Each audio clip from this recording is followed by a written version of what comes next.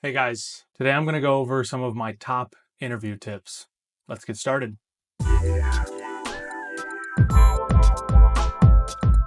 Okay, so tip number one, tailor your cover letter to the job you're applying for.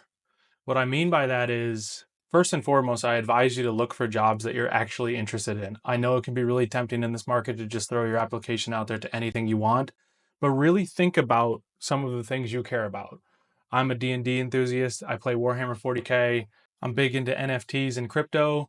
I love a good cup of coffee. I love hanging out with my son and going on bike rides, taking him to local businesses around where we live. So the reason I say all that is that every single thing that I just mentioned has a website. I think sometimes we get so caught up in trying to land those FAANG jobs that we overwhelm ourselves that we either have to be the best or we shouldn't apply at all.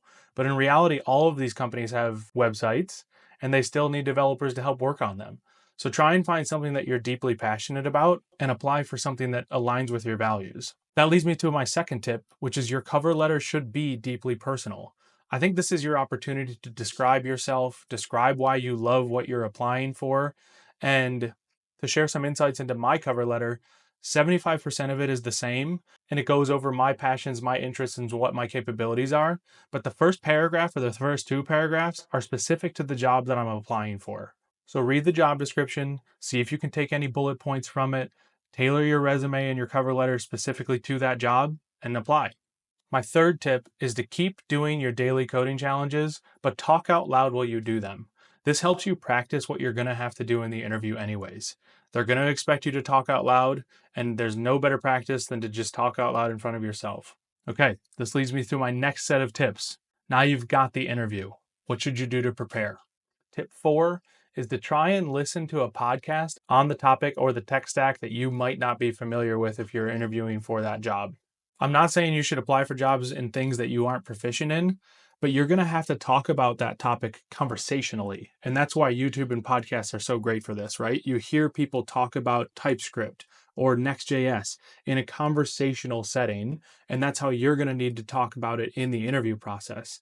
So you might have read the docs, you might use it every day at work, but you might not be talking about it with other people, and that's what an interview is. So I think listening to podcasts or YouTube channels to expose yourself to the conversation and the conversational language that happens around this topic is a huge benefit. Tip 5 is don't cram. I already said it, but I'm going to say it again. You shouldn't be applying for jobs that you're not proficient for. Everybody expects that there's going to be a learning curve once you start, but you should have a base proficiency in what the job expects of you. So don't cram. If you have to learn a whole new tech stack or an entire new language or a new code base or a new framework or a library, it's going to be really overwhelming to try and get that under your belt before the interview takes place. Tip 6 is to prepare questions ahead of time. Every interviewer is going to ask you if you have any questions. You can have some on the tech stack, about the product you might be working on, or just about the cultural environment that you'll be working in. Tip 7 is a little personal to me, but before an interview, 30 minutes before it starts, I always do a quick meditation or a yoga. If you're not into that, just go for a walk. Get your mind clear, get your blood flowing, take some deep breaths. I think just doing an activity to help you clear your mind before the interview is the best way to calm your nerves before you start. As I said already, you shouldn't be cramming, so don't panic yourself right before the interview starts. Go do something to just cool off. And my final tip, and this is having been an interviewer myself a lot in the companies I've worked for in the past, is to interview later in the week if possible. If the interviewer or the recruiter sends you a calendar where you get to book your interview slot yourself, pick something later in the week, not too late, but a little bit later.